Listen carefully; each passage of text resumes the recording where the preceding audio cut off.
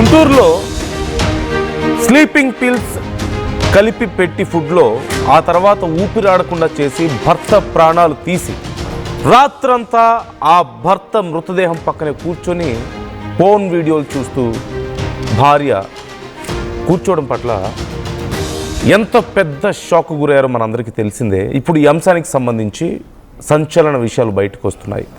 ఇదంతా కూడా పక్కా ప్లాన్ ప్రకారమే చేసినట్లుగా తెలుస్తోంది.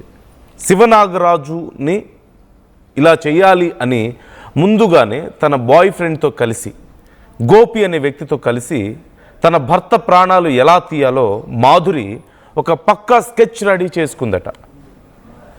గోపితో వివాహేతర సంబంధంపై కొన్నాళ్ళుగా భార్యాభర్తల మధ్య గొడవలు జరుగుతున్నాయి. అయితే గోపితో మాధురి వివాహేతర సంబంధం నేపథ్యంలో రెగ్యులర్గా ఇంటికి అతను వచ్చిపోతున్నాడన్న అనుమానంతో భార్యను అడిగితే గొడవలు పడుతుందన్న కారణంతో ఇక ఏం చేయాలో తెలియక తప్పనిసరి పరిస్థితుల్లో ఇంటి దగ్గర సీసీ కెమెరాలు ఏర్పాటు చేయాలంటూ శివనాగరాజు ప్లాన్ చేసుకున్నాడట. అయితే ఈ విషయం భార్యకు తెలిసింది. ఇక లాభం లేదు, నలుగురిలో ఈ విషయం చర్చ అవుతుంది, నలుగురిలో ఇది పంచాయతీ అవుతుందన్న కారణంతో భర్త ప్రాణాలు తీస్తే తప్ప తమ అడ్డు తొలగదన్నటువంటి ఆలోచనతో చివరికి ఇంత దారుణానికి ఒడిగట్టింది. ముందే భర్త మీద ఫిర్యాదు కూడా చేసిందట, కంప్లైంట్ ఇచ్చిందట. ఇచ్చి తన పుట్టింటి వాళ్ళు కట్నంగా ఇచ్చినటువంటి ఆస్తిని తిరిగి తన పేరు మీద రాయించుకుందట మాధురి. అంటే ఒకవేళ అతని ప్రాణాలు పోతే ఆ ఆస్తి మళ్ళీ తనకి తిరిగి వస్తుందో లేదో అన్నటువంటి ఒక డౌట్తో ముందే భర్తతో గొడవ పడి భర్త మీద కంప్లైంట్ కూడా ఇచ్చి, నా పుట్టింటి వాళ్ళు ఇచ్చినటువంటి కట్నం మొత్తం నా పేరు మీద ఇవ్వండి, నా పేరు మీద రాసివ్వండి అని చెప్పేసి తన భర్త మీద ప్రెషర్ చేసి చివరికి తన పేరు మీదకు మార్చుకుంది. ఇక భర్తతో ఏ సంబంధం లేదు, భర్త ఉన్నా పోయినా తనకి ఏ నష్టం లేదని డిసైడ్ అయిన తర్వాత ఇక తన ప్లాన్ని ఎగ్జిక్యూట్ చేసింది తన బాయ్ ఫ్రెండ్తో కలిసి.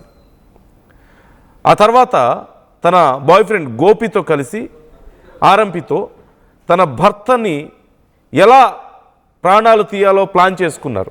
ముందుగా ఫుడ్లో స్లీపింగ్ పిల్స్ 20 పిల్స్ని కలిపి ఆ ఫుడ్ని తన భర్తకు తినిపించింది, ఆ బిర్యానీ తనకి తినిపించింది. ఆ బిర్యానీ తిన్న తన భర్త ఒక అన్కాన్షియస్ స్టేజ్లోకి వెళ్ళిన తర్వాత ఊపిరాడకుండా చేసి పిల్లో అతని ముఖం మీద పెట్టి అతని ప్రాణాలు తీసింది. మొత్తం తతంగం అంతా జరిగే టైంలో గోపి అక్కడే ఉన్నాడు. తన భర్త నిద్రపోయిన తర్వాత గోపి అక్కడికి వచ్చాడు, ఇద్దరు కలిసి పని చేశారు. ఆ తర్వాత గోపి అక్కడి నుంచి వెళ్ళిపోయాడు. ఇక మార్నింగ్ వరకు వెయిట్ చేయాలి. ఏం చేయాలి, బోరు కొడుతుంది. అందుకని ఆ భర్త ప్రాణాలు పోయిన తర్వాత ఆ పక్కనే మృతదేహం అలా పడి ఉంటే అక్కడే కూర్చొని నైట్ అంతా ఫోన్ వీడియోస్ చూస్తూ టైం స్పెండ్ చేసిందంట భార్య. అంటే కనీసం భర్త ప్రాణాలు తీశానన్నటువంటి ఏదైనా క్షణికావేశంలో చేశారా అనుకుంటే అది కాదు, పక్కా ప్లాన్తోనే చేశారు. సాధారణ మనుషులు ఎవరైనా సరే భయపడతారు. ఒక మృతదేహం పక్కనుంటే ఒక ప్యానిక్కి గురవుతారు. అందులోనూ వాళ్ళే చేసినా సరే తర్వాత కాన్సిక్వెన్సెస్ ఎలా ఉంటాయో అన్న భయమో, ఎలా తప్పించుకోవాలన్న ఆందోళన ఏదో ఒకటి ఉంటుంది. అవన్నీ పక్కన పెట్టేసి తన నైట్ అంతా ఫోన్ వీడియోస్ చూస్తూ కూర్చుందంటే తన మానసిక స్థితి ఏ స్టేజ్లో ఉందనేది ఒక్కసారి అర్థం చేసుకోండి. ఎంత క్రూయల్ మైండ్ అయితే, ఎంత కరుడు కట్టినటువంటి మనస్తత్వం అయితే ఇలా చేయగలుగుతారు. నైట్ అంతా అలా ఫోన్ వీడియోస్ చూస్తూ కూర్చొని పొద్దున్నే లేచి మళ్ళీ కొత్త డ్రామాని మొదలుపెట్టింది. అయితే అసలు ఇంత త్వరగా ఇలా చేయాలని అనుకోలేదని, ఈ సీసీ కెమెరాలు లేదంటే 10 మందిలో ఎక్కడ విషయం పెద్దదవుతుందో అన్న భయంతో ఇక ప్లాన్ని చాలా తొందరగా ఇంప్లిమెంట్ చేసింది అంటూ తెలుస్తోంది. సాయి జాయిన్ అవుతున్నారు మా ప్రతినిధి. సాయిని అడిగి డీటెయిల్స్ తెలుసుకుందాం. సాయి, ప్రజెంట్ ఈ కేసుకు సంబంధించి ఇంకా ఎలాంటి డీటెయిల్స్ తెలుస్తున్నాయి? మాధురికి సంబంధించి అసలు తను గతంలో ఎలా ఉండేది, ఇంత క్రూయల్గా ఎలా చేయగలిగింది, ఇప్పుడు కేసు విచారణ ఎలా జరుగుతోంది, ఇంకా డీటెయిల్స్ ఏమైనా ఉన్నాయా?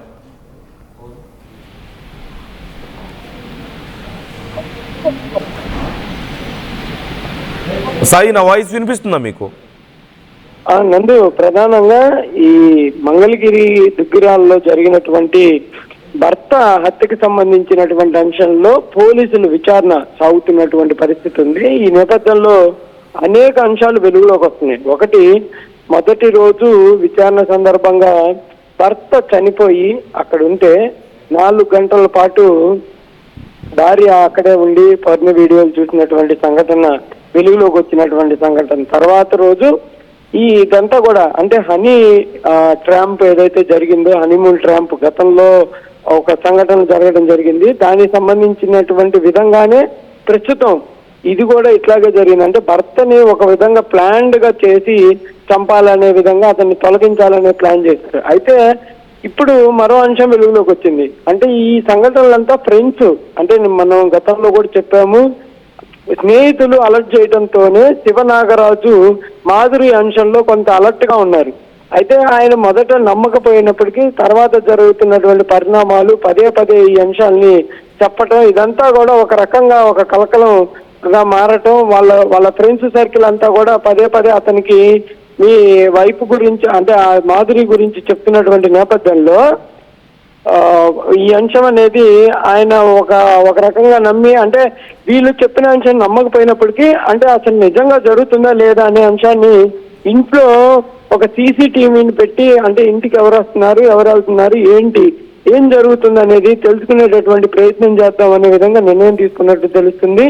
ఈ నేపథ్యంలోనే ఈ అంశాన్ని పసిగట్టడం, వెంటనే ఆమె ఇంకా గనక లేట్ చేస్తే కంపల్సరీగా తనకి ఇబ్బందికరంగా మారుతుంది అనే ఒకే ఒక ఆలోచనతో భర్తని ఇక తొలగించాలి అనేటటువంటి ప్రణాళికను రచించినట్లు కూడా తెలుస్తుంది.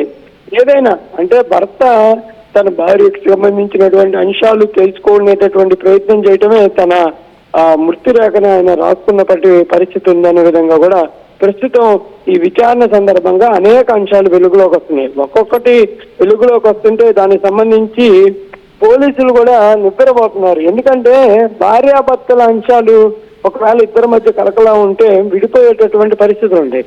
కానీ ప్రణాళికగా చేసుకొని కొన్ని అంశాల వారీగా చేసుకొని భర్తల్ని చంపడం కానీ లేకపోతే భార్యలను తొలగించడం, ఈ సంఘటనలు జరుగుతున్నటువంటి నేపథ్యంలో ప్రస్తుతం దిగ్గురాల్లో జరిగినటువంటి సంఘటన అనేది మంగళగిరి పోలీసులకి ప్రతిరోజు ఒక అంశం వెలుగులోకి వస్తున్నటువంటి పరిస్థితి ఉంది. వాళ్ళు కూడా ఈ కేసుని ఒక ఛాలెంజ్ గా తీసుకొని ఎవరెవరు ఇన్వాల్వ్ అవుతున్నటువంటి పరిస్థితి ఈ కేసులో అనే విధంగా కూడా వాళ్ళైతే అడుగులు వేస్తున్నారు.